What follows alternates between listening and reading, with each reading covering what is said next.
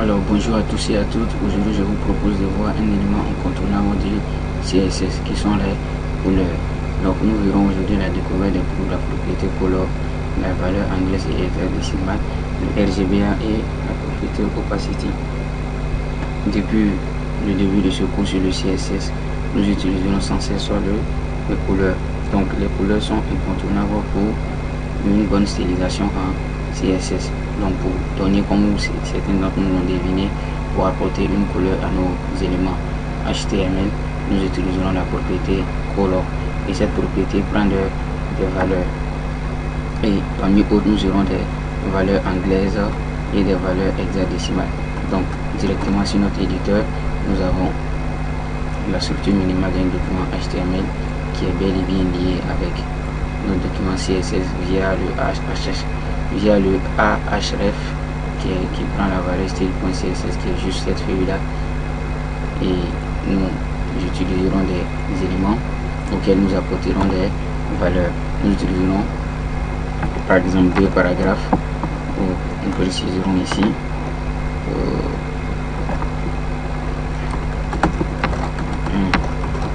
premier paragraphe. Qu'est-ce que j'écris là? Premier paragraphe.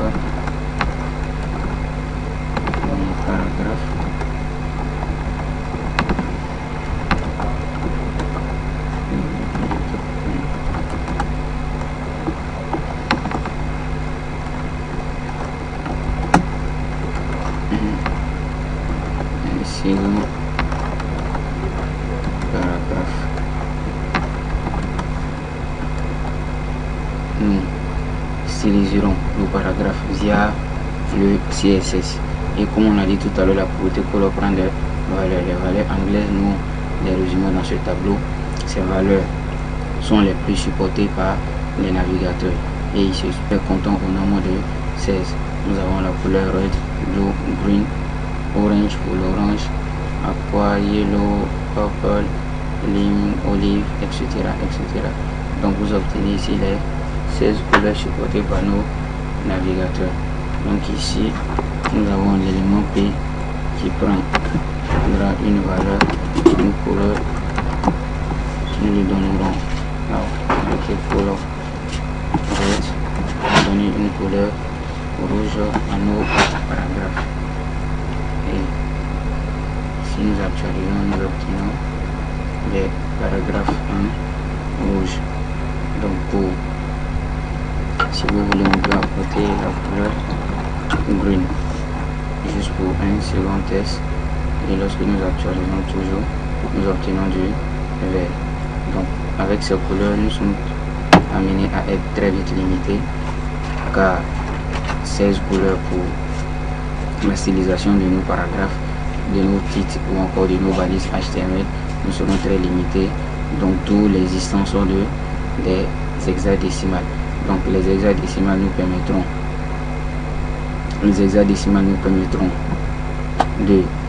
d'être plus précis dans le choix de nos couleurs au niveau du CSS. Et ces hexadécimales, un hexadécimal se présente sous forme d'un ensemble de chiffres et de lettres permettant d'apporter une couleur à une balise. Et cette notion en informatique est appelée en base 16. La base 16 stipule une utilisation des lettres alphabétiques allant de A à F, qui représentent respectivement A pour la valeur 10, B pour la valeur 11, que nous avons résumé dans ce second tableau. Donc ici A pour la valeur 10, B pour la valeur 11, C pour la valeur 12, D pour la valeur 13, E pour la valeur 14, F pour la valeur 15. Donc avec cette notation, nous pourrons obtenir encore plus de couleurs à travers la notation hexadécimale. Donc pour illustrer cette notation, toujours à nos paragraphes, toujours pour donner une couleur à un paragraphe, nous précéderons notre couleur avec le dièse. Donc d'abord un dièse, et ensuite nous donnerons l'intensité de rouge, et ensuite l'intensité de bleu, et enfin l'intensité de vert. Donc pour ce faire, nous décidons de donner du FF qui va nous donner une intensité de rouge à 100% du EE par exemple, un peu moins. Donc nous pouvons lui donner aussi des chiffres et nous obtenons une couleur. Quand on enregistre au niveau du paragraphe, nous obtenons du jaune. Et ici, par exemple, nous avons 0, 0, nous obtenons du rouge. Donc l'intensité de rouge très forte, nous annulons l'intensité de bleu et de vert. Quand nous enregistrons, nous obtenons du rouge.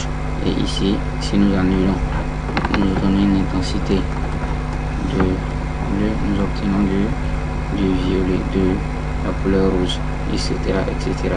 Donc vous pouvez vraiment vous amuser à travers ces couleurs.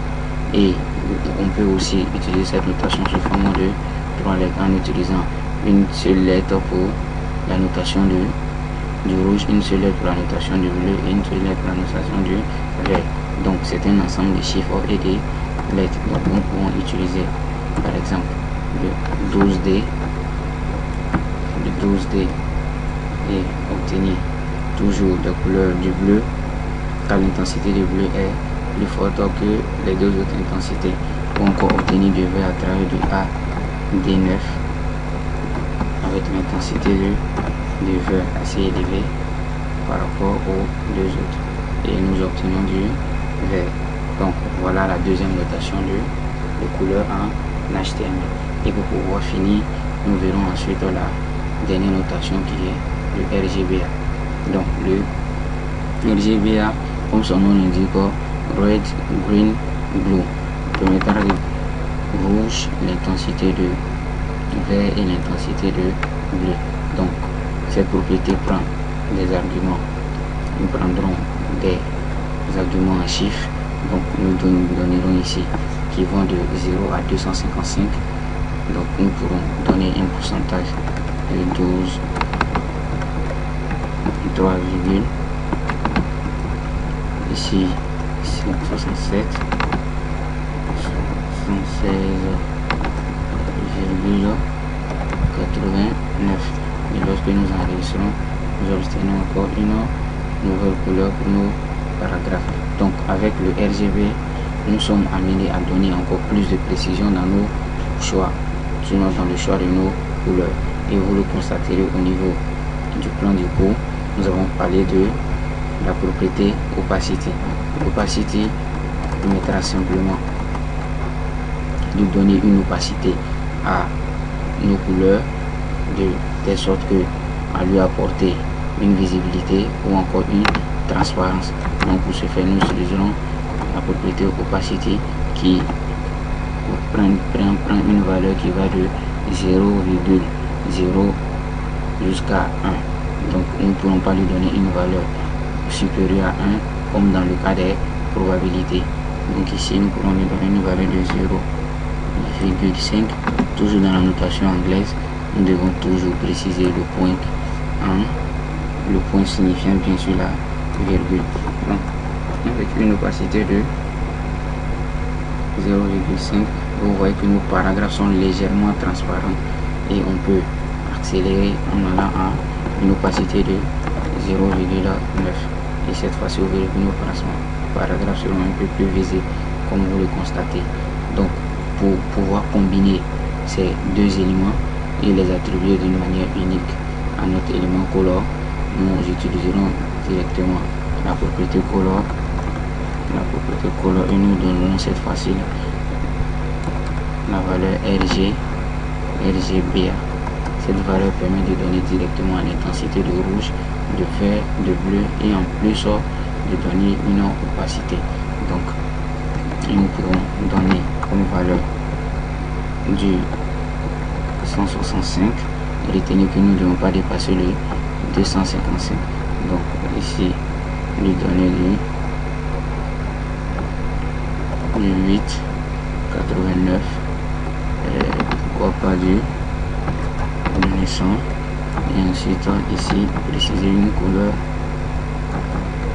plus moyenne, virgule, préciser l'opacité. l'opacité qui ira de 0,0, opacité 0,0,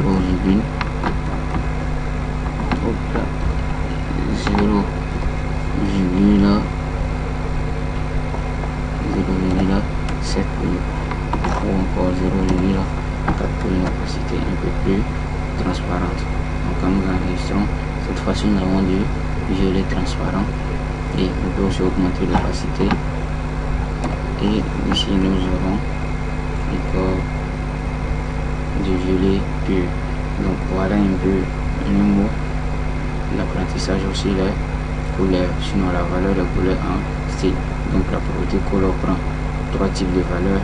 Nous avons d'abord la valeur anglaise qui prend les couleurs en anglais qui sont supportées, qui supporte 16 valeurs. Nous avons la valeur de la notation hexadécimale et enfin le RGB qui peut pouvoir se résumer en RGB plus la propriété opacity. Donc sur ce, je vous dis bon exercice et à la vidéo prochaine.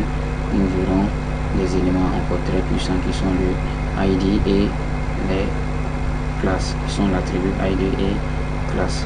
Donc sur ce, je vous souhaite une agréable journée et que Dieu nous protège.